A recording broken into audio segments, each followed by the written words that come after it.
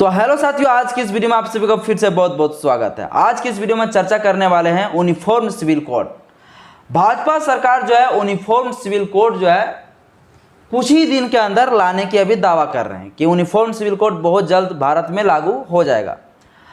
Uniform civil code के बारे में जैसे ही भारत का जनता सुना तो लोगों के ऊपर एक जानने का उत्सुक है कि आखिर ये यूनिफॉर्म सिविल कोड है क्या। ये यूनिफॉर्म सिविल कोड जो है सरकार क्यों ला रही है, ये यूनिफॉर्म सिविल कोड से किन को फायदा हो सकता है, किन को नुकसान हो सकता है। क्योंकि भारत एक विभिन्न विविधता वाला देश है, यहाँ पर अनेक जाति, अनेक धर्म, अनेक संप्रदाय, अनेक संस्कृति वाले लोग रहते हैं। और यदि ऐसे में यूनिफॉर्म सिविल कोड अगर सरकार लाती है, भाजपा सरकार लाती है, तो किनको ये फायदा देखने को मिलेगा और किनको जो है नुकसान देखने को मिलेगा। लोग जानना चाहते हैं आखिर यूनिफॉर्म सिविल कोड है क्या, लोग उत्सुक हैं। तो सोचा मैं यूनिफॉर्म सिविल कोड के ऊपर ही वीडियो बनाता हूं। आज की इस वीडियो में आपको पूरी तरह समझ में आ जाएगा कि ये यूनिफॉर्म सिविल कोड आखिर ये है क्या, यूनिफॉर्म सिविल कोड से किनको फायदा हो सकता है, किनको नुकसान हो सकता है। तो वीडियो को शुरू से लेकर अंत तक जरूर बने। वीडियो अच्छा लगे तो लाइक करें, चैनल को भी सब्सक्राइब कर दें, और जो साथी लोग ये यूनिफॉर्म सिविल कोड जानना चाहते हैं उनके पास ये वीडियो को शेयर जरूर कर दें, ताकि उनको पूरी तरह से समझ में आ जाए कि आखिर ये यूनिफॉर्म सिविल कोड है क्या। ये यूनिफॉर्म सिविल कोड जो है इसको हम लोग शॉर्ट में कहते हैं यूसीसी आने के यूनिफॉर्म सिविल कोड, यूसीसी आने की uniform civil code. Uniform civil code को आप हिंदी में कह सकते हैं, कोड का हिंदी होता है संहिता, सिविल का मतलब होता है नागरिक या तो दीवानी भी कहा जाता है। यूनिफॉर्म मतलब होता है समान, आने एक समान, आने इसको हिंदी में आप कहेंगे पूरा तरह मिला के समान नागरिक संहिता। कोड का मतलब संहिता, सिविल का मतलब नागरिक, यूनिफॉर्म मतलब समान, यानी समान नागरिक संहिता। सरकार यही समान नागरिक संहिता लेके आने वाली है। अब पूरी तरह से समझेंगे ये यूनिफॉर्म सिविल कोड जो है क्या हमारे संवैधानिक प्रक्रिया है या नहीं है, क्या संविधान में इसके ऊपर चर्चा किया गया है कि नहीं। तो हमारा भारत का जो संविधान है, भारत का संविधान जो है, भारत का संविधान का एक अनुच्छेद है, आर्टिकल है 44। आर्टिकल 44 में इसके बारे में बताया गया है समान नागरिक संहिता के बारे में। आर्टिकल 44 में कहा है कि भारत का संविधान में कहा गया है आर्टिकल 44 में कि यदि सरकार चाहे तो विधायिका,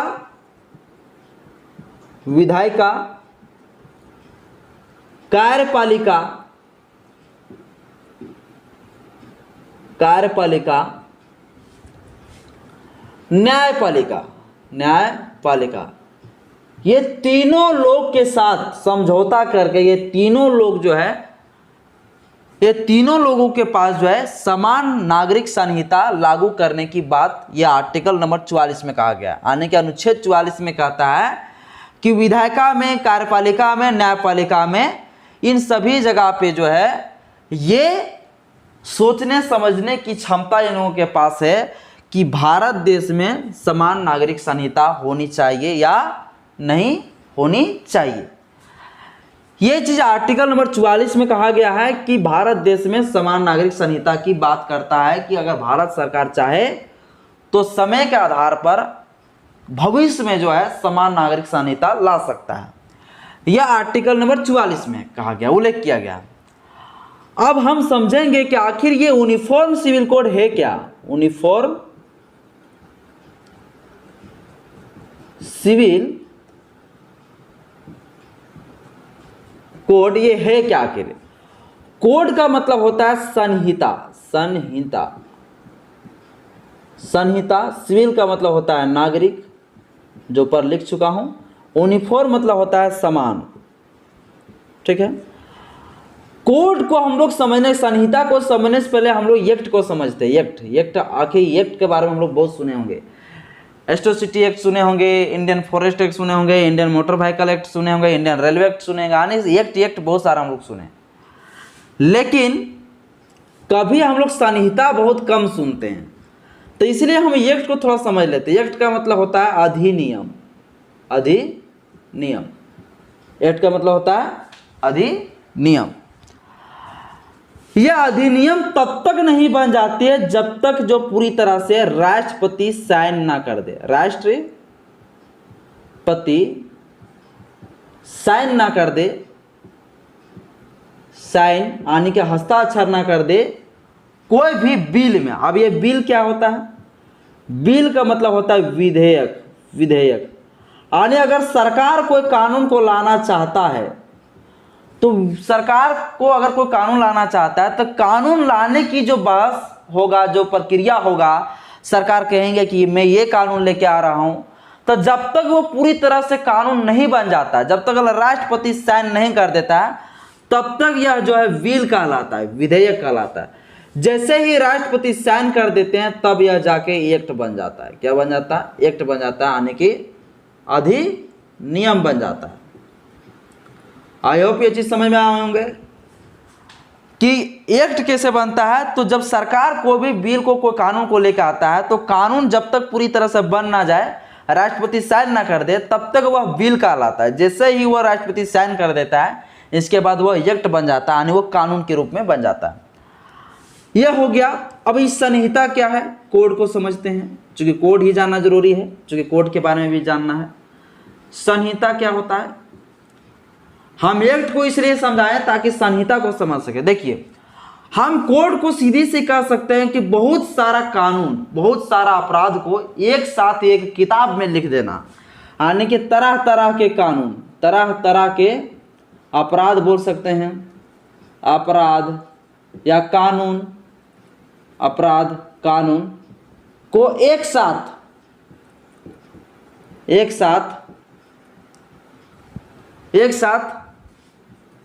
एक किताब में मान लो लिख दिया, किताब में लिख दिया,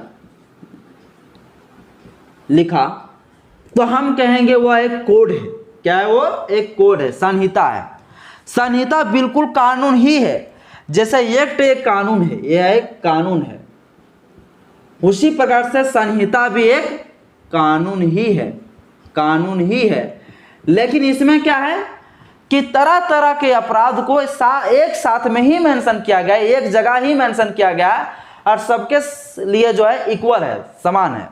जैसे IPC section, Indian penal code, IPC section, जिसे हम लोग इंडियन पिनल कोड कहते हैं, इंडियन पिनल कोड कहते हैं, यानी भारतीय दंड संहिता। भारतीय दंड संहिता तरह तरह के अपराधों को जो है एक ही किताब में मेंशन किया गया। अपराध आने के मर्डर किया तो कौन सा धारा लगेगा, बलात्कार किया तो कौन सा, चोरी किया तो कौन सा धारा लगेगा, है ना। ये तरह तरह की अपराधों को क्या किया, एक ही किताब में लिख दिया। तो इसीलिए इसको कहा गया कोड। ये क्या हो गया? इंडियन पिनल कोड, यानी इसको हम लोग संहिता कहते हैं, भारतीय दंड संहिता, यानी कि तरह तरह के कानून को, तरह तरह के जो अपराधों को एक साथ में लिख देना, वही कहलाता है कोड। अब भारत देश में अभी यूनिफॉर्म सिविल कोड लेके आने वाला है। इससे स्पष्ट पता चलता है कि तरह तरह के एक्ट को, तरह तरह के कानून को, यानी कि मुस्लिम लोगों के लिए जो कानून बना हुआ है सिविल में, और इधर जो हिंदू के लिए जो कानून बना हुआ है, यानी लड़का लड़की के लिए जो अलग कानून बना हुआ है, उन टोटल को एक साथ मिला के एक किताब में एक जैसा अगर लिख दे और बना दे, तो वह कहलाएगा यूनिफॉर्म सिविल कोड, है ना। फिर हम डिटेल से हम समझाने का प्रयास करेंगे। अब ये सिविल क्या होता है, और चलिए सिविल को समझते हैं। इस सिविल को समझने के लिए हम थोड़ा चाहते हैं कि सिविल मामला को चलिए हम समझते हैं। यहाँ पे लिखते हैं सिविल। सिविल को हम फिलहाल के मामले में जो है, सिविल का हिंदी हम चलिए नागरिक लिख देते हैं, ठीक है ना, नागरिक। ये सिविल जो है ये परिवार के ऊपर ये काम करता है, पारिवारिक के ऊपर, पारिवारिक के ऊपर ये काम करता है। अब बोलेगा पारिवारिक के ऊपर कैसे? पारिवारिक के ऊपर ये काम सिविल में काम करता है। सिविल में पारिवारिक के ऊपर ये काम करता है। कैसे पारिवारिक के ऊपर काम करता है? जैसे मान लिया शादी होना है, मैरिज, शादी होगा, डाइवोर्स होगा, यानी कि तलाक होगा। इसके बाद इसमें गोद लेने की जो प्रक्रिया है, एडॉप्शन, ठीक ना, जो गोद लेने की जो प्रक्रिया है इसमें ये भी होगा। इसके बाद इसमें कोई भी प्रॉपर्टी किसको मिलेगा, प्रॉपर्टी किनको मिलना चाहिए या नहीं मिलना चाहिए, यानी ये पारिवारिक वाला जो मामला होता है, कुछ पारिवारिक चीज़ों में जो मामला होता है, उससे हम लोग कह सकते हैं एक या हम लोग इसमें एक चीज और कर सकते हैं, फैमिली सिविल कोड भी कर सकते हैं इसको, फैमिली सिविल कोड, आने की पारिवारिक सिविल कोड, आने की पारिवारिक नागरिक संहिता भी इसको हम कह सकते हैं एक प्रकार से। आने की जो शादी विवाह की बात होगी कि शादी कैसे होगा, शादी किनसे होगा, शादी करने की उम्र कितनी होगी, क्या शादी में जाति भेदभाव देखा जाएगा, इन टोटल मामला को एक तरह से कहा गया है कि यह जो है एक प्रकार का क्या है, यह एक सिविल मामला है। एडॉप्ट मतलब गोद लेना, यानी कि गोद लेने के बारे में इसमें बताया गया है कि कोई भी गोद जो है, जो मान लिया हम गोद लेना चाहिए तो हमसे जो है कम से कम जो 21 वर्ष से छोटी आने की होनी चाहिए वो बच्चा जिससे हम गोद ले सकता है, यानी कि जो व्यक्ति गोद ले रहा है उनसे कम 21 वर्ष की छोटी वो बच्ची होनी चाहिए जिससे वो गोद ले सकता है। तो गोद लेने वाली मामला जो है, प्रॉपर्टी में किनको अधिकार मिलेगा या नहीं मिलेगा, इन टोटल मामला को एक प्रकार का सिविल मामला कहा गया। इसको हम परिवार, इसको नागरिक के बोल सकते हैं। यानी कि पारिवारिक मामला को जो सुलझाया जाता है उस मामले को हम लोग कह सकते हैं या एक प्रकार का सिविल मामला। अब इस सिविल मामला को हम लोग टोटल और बढ़िया से हम समझने का प्रयास करेंगे। इसमें एक नहीं बल्कि कई सारे जो है चीज़ें इसमें है, ठीक है ना। अब इसमें बहुत सारी चीज़ें इसमें कहा गया है कि मान लीजिए सपोज दैट कोई बच्चा को कब माना जाएगा कि ये माइनॉरिटी हो चुका है, माइनॉरिटी हो चुका है, माइनॉरिटी, और माइनॉरिटी अगर हो चुका है तो वो बच्चा का गार्जियनशिप कौन रहेगा, गार्जियन कौन रहेगा, उनके बारे में चर्चा किया गया, उसका गार्जियन कौन कहलाएंगे, तो इनके बारे में भी इसमें चर्चा किया गया है, ठीक ना। अब हम पूरा भारत देश के अंदर देखेंगे कि भारत देश के अंदर जो अदालत है वो अदालत कितना प्रकार के चीज़ों को वो देखती है, कितना प्रकार के चीज़ों को वो देखभाल करती है। तो दो प्रकार की जो अदालत होता है वो दो प्रकार के मामलों को देखता है। दो मामला क्या होता है, एक होता है सिविल मामला, एक होता है क्रिमिनल लॉ। ये दो मामले पर जो है अदालत काम करती है, वो देखती है। दो मामलों को किस तरह देखता है, यानी कि कोर्ट दो मामले को देखती है, अदालत, चाहे वो डिस्ट्रिक्ट कोर्ट हो, चाहे डिस्ट्रिक्ट कोर्ट है, चाहे हाई कोर्ट हो, चाहे सुप्रीम कोर्ट हो, लेकिन देखता है दो प्रकार का मामला को। किस तरह का मामला को देखता है, तो एक सिविल प्रकार के मामला को देखता है, सिविल प्रकार का मामला जिसको हम लोग दीवानी कहते हैं, दीवानी मामला। एक क्रिमिनल प्रकार का मामला को देखता है, क्रिमिनल जो अपराध हो, जैसे मार धाड़ है ना, इस प्रकार के अपराध को ये देखता है, ठीक है। कोर्ट अदालत दो प्रकार के मामलों को देखता है, एक सिविल और एक हो गया क्रिमिनल। अब ये सिविल जो मामला है, ये सिविल मामला भी दो प्रकार के जो होती है, दो प्रकार से काम करती है। ये जो सिविल मामला जो होता है कोर्ट, वो दो प्रकार से काम करती है। सबसे पहले कैसे, एक करता है सब्सटेंटिव, दूसरा होता है प्रोसेजुरल, ठीक है। क्रिमिनल जो होता है ये भी दो प्रकार के काम करती है, दो तरह से काम करता है कोर्ट, दो प्रकार से काम करता है। एक तो काम करता है सब्सटेंटिव और दूसरा हो गया प्रोसेजुरल, ठीक है। अब क्रिमिनल मामला में हम समझने का प्रयास करते हैं कि सब्सटेंटिव मतलब क्या हो गया कि कोई भी मान लिया अपराध किया तो वो अपराध को कितना साल की सजा मिलेगी, कितना साल के लिए जो है उनको जेल में रहना पड़ेगा, मर्डर किया तो कौन सी धारा लगेगा, जैसे हम बोल सकते हैं आईपीसी। सब्सटेंटिव को जो है हम लोग कह सकते हैं IPC section, Indian penal code. Indian penal code में साफ तौर से लिखा होता है उसमें कि अगर मर्डर करोगे तो ये धारा लगेगा 302, अगर बलात्कार करोगे 376 लगेगा, और कितना साल की सजा होगी, इस चीज़ को हम कहते हैं आईपीसी सेक्शन, है ना। इसी को हम लोग कहेंगे सब्सटेंटिव। यानी क्रिमिनल मामला में कोर्ट देखता है आईपीसी सेक्शन के मामला में किसी को गोली मार दिया, अब अदालत के पास जाएगा तो अदालत तो देखेगा ना भैया कौन सा आईपीसी सेक्शन के तहत इसको मारा गया है, तो वो चीज़ हो गया सब्सटेंटिव, उसी को कहते हैं। आप मान लीजिए गोली मार दिया, मर्डर कर दिया, आप इसको जो है कोर्ट कौन प्रक्रिया से काम करेगा, कब उसको बुलाएगा, कब उसको रिमांड करेगा, कब उसको जो है रिमांड के लिए भेजा जाएगा, कितना साल के लिए जेल में रखेगा, आने के कब उसको कोर्ट आना जाना पड़ेगा, कब कोर्ट भागना पड़ेगा। तीन टोटल प्रकार की जो प्रक्रिया होता है उसको हम लोग कहते हैं सीआरपीसी, क्राइम प्रोसीजर कोड।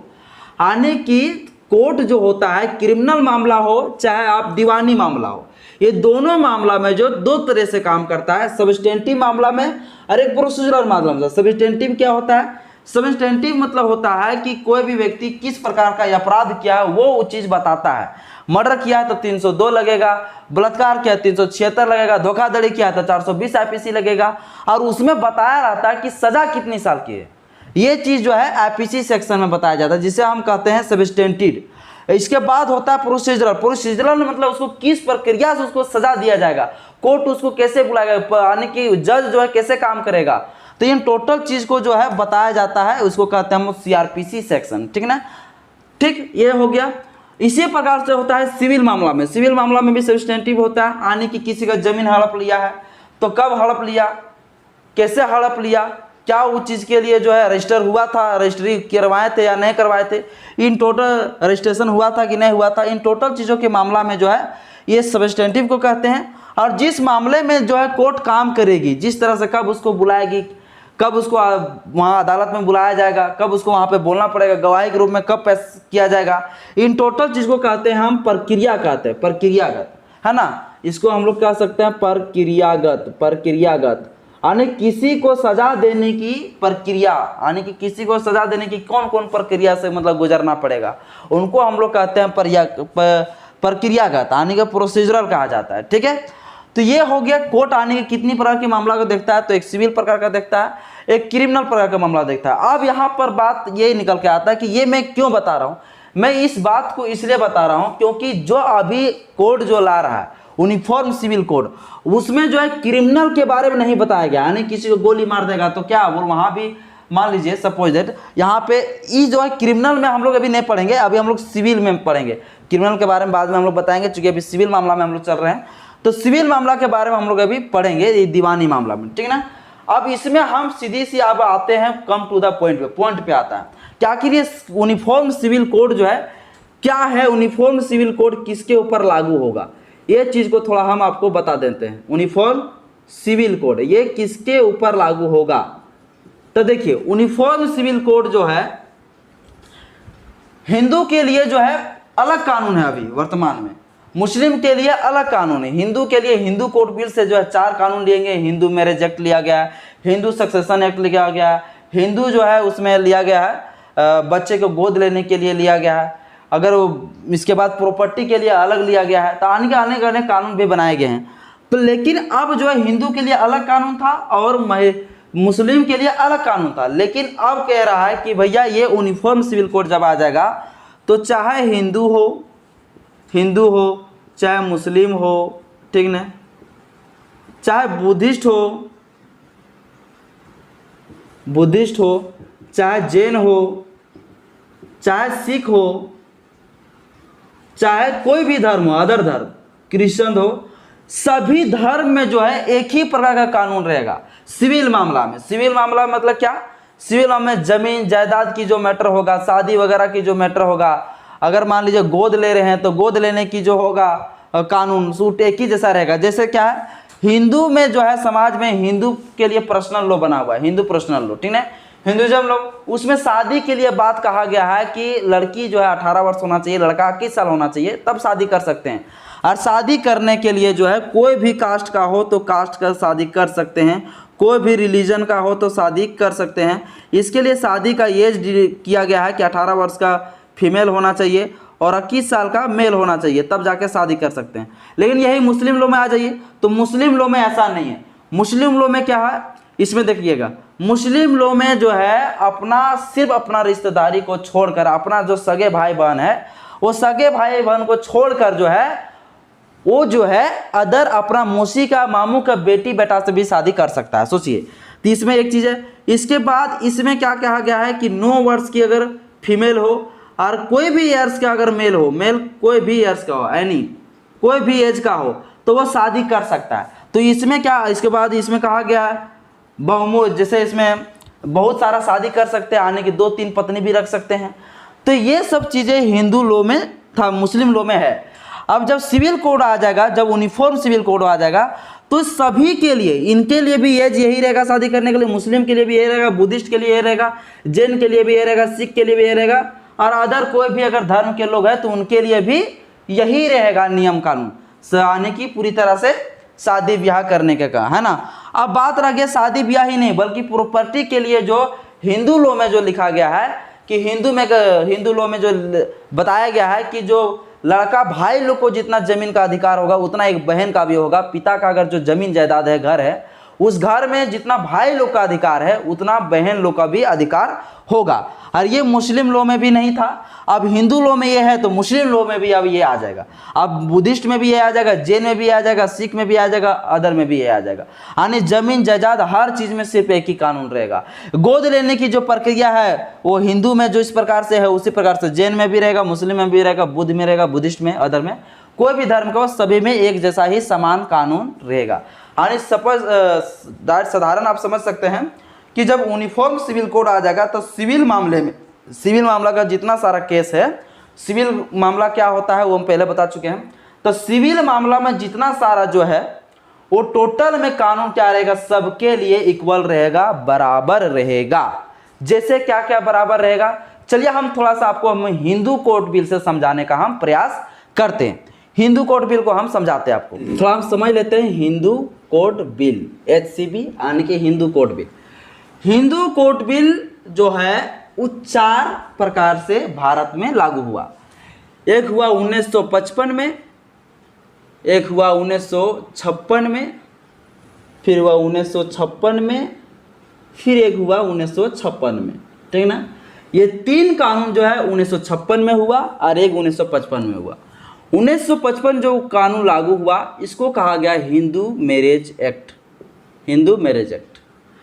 ये जो कानून लागू हुआ वो हुआ लागू हिंदू सक्सेशन एक्ट, हिंदू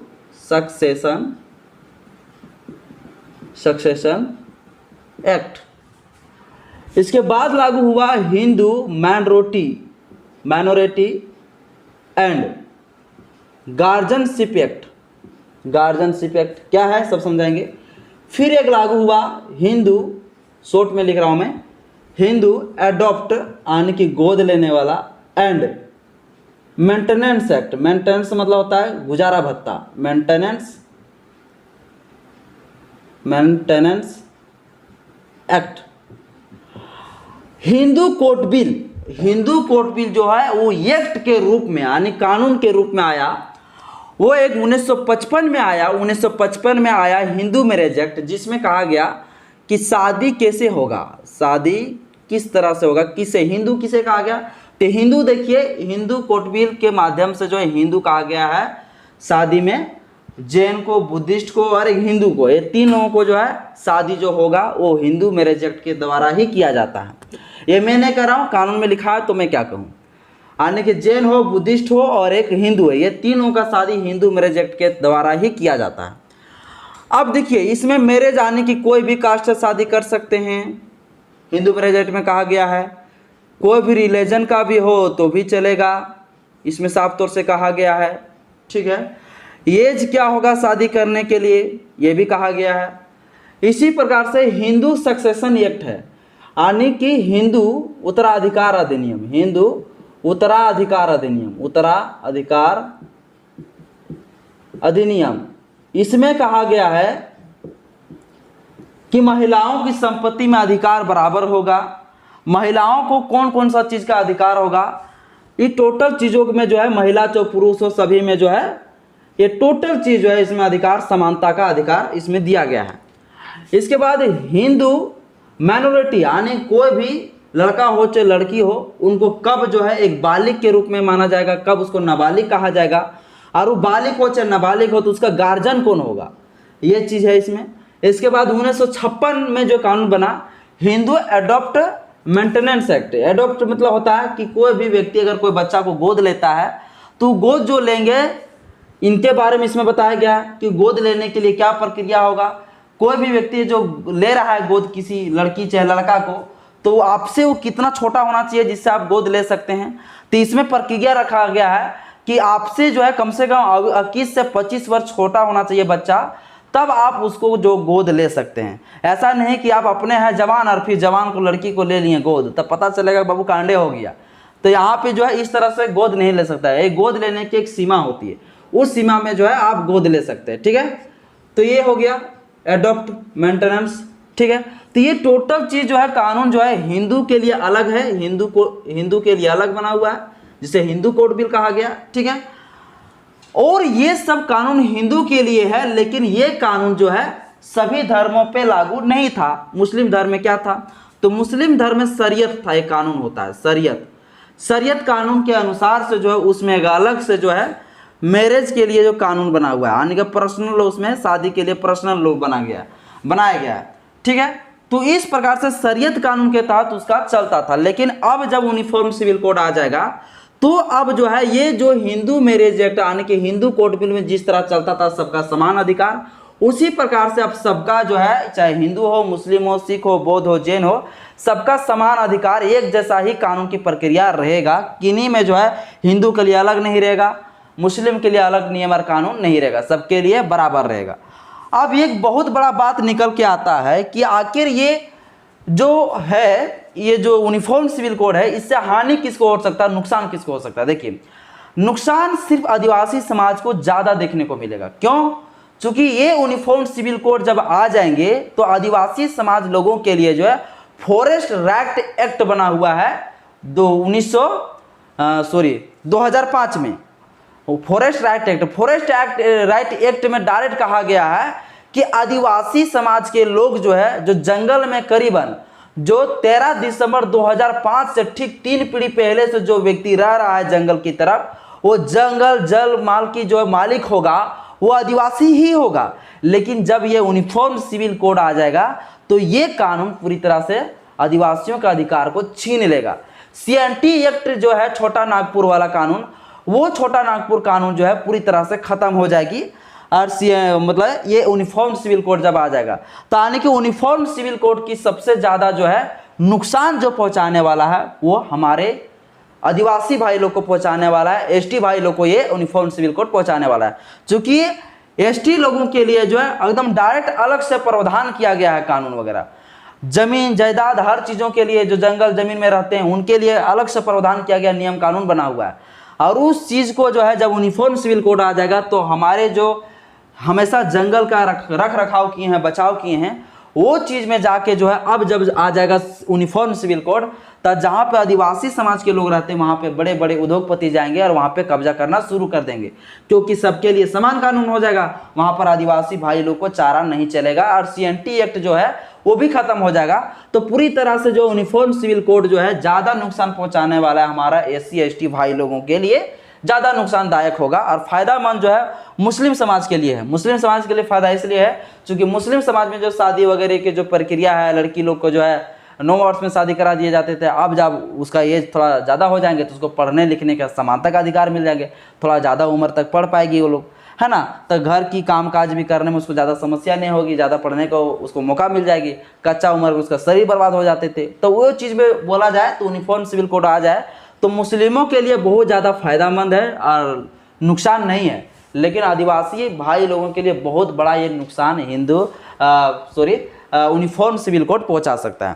तो आई होप साथियों आप लोग को समझ में आया होगा कि आखिर ये देखिए शरीयत का एक कानून है, अभी चल रहा है ईरान में बता रहा हूँ शरीयत की कानून। ईरान में एक लड़की थी और वो लड़की को जो एक लड़का जो है क्या कर दिए थे, उनको कर दिए थे आँख में तेजाब फेंक दिए। अब उनको कोर्ट में जब पहुंचाया गया तो कोर्ट में जाके जो है ये देखिए ईरान में जो कानून चलता है उस शरीयत का कानून चलता है, शरीयत वाला कानून। अब शरीयत में लिखा है आँख के बदली आँख, कान के बदली कान, नाक के बदली नाक। अगर आँख फोड़ ले तो आँख फोड़ना पड़ेगा, पैर तोड़ा है तो पैर तोड़ना पड़ेगा, वही वहाँ सजा चलता है। अब एक लड़की को क्या किया, उसकी आँख को जो है आँख में तेजाब फेंक दिया, आँख बर्बाद हो गई। अब उनको जब कानून में सजा सुनाया गया तो दोषी पाया गया वो लड़का। तो वहाँ पे शरीयत कानून में वो लड़की को बोला गया अभी लड़का को क्या किया जाए, तो बोला इसका आँख में भी वही चीज़ तेजाब डाल दिया जाए, तब पता चलेगा कैसा लगता है। तब ये चीज़ जब वहाँ पर बताया गया था, हालांकि वो लड़की जो है ये चीज़ को नहीं डालती है और उस दिन से जो है वहाँ पर ईरान में जो है इस शरीयत कानून के ऊपर थोड़ा सा ठोस एक अच्छा समानता के लिए जो है कानून की वहाँ बात चलने लगी और वहाँ पे भी समानता का अधिकार के जैसा ही है। शरीयत कानून को इतना ठोस तरीके से जो है वहाँ पे ईरान में भी नहीं चल रहा है, क्योंकि अगर वो भारत में कैसा चलता है तब पनिशमेंट चलता है, यहाँ पर पनिशमेंट जैसा सज़ा होता है। अगर मामू मर्डर किया तो इतना साल का सज़ा हो जाएगा, जेल में रहना पड़ेगा। तो यहाँ पर किसी को डायरेक्ट मर्डर नहीं कर दिया जाता, किसी का हाथ तोड़ देगा तो ऐसा नहीं कि उनको भी हाथ तोड़ दिया जाए। तो भारत में इस तरह से नहीं चलता है। और शरीयत कानून में जो है मुसलमानों के कानून में इस तरह से लिखा हुआ है। तो अब ये इस तरह से तो शरीयत कानून तो बैंड हो जाना चाहिए और अब चलेगा यूनिफॉर्म सिविल कोड, अब सबके लिए समान कानून होगा। तो आज की इस वीडियो में इतना ही। आई होप आप लोगों को समझ में आया होगा यूनिफॉर्म सिविल कोड क्या होता है। यूनिफॉर्म सिविल कोड क्रिमिनल मामले के लिए नहीं है, सिर्फ सिविल मामले के लिए। सिविल मामला क्या होता है वो आप लोगों को मैं बता दिया, ठीक है। तो आज की इस वीडियो का इतना ही। अगर वीडियो अच्छा लगे लाइक करिए, चैनल को सब्सक्राइब करिए, दोस्तों का भी शेयर जरूर करिएगा। जय भीम, जय भारत, जय संविधान।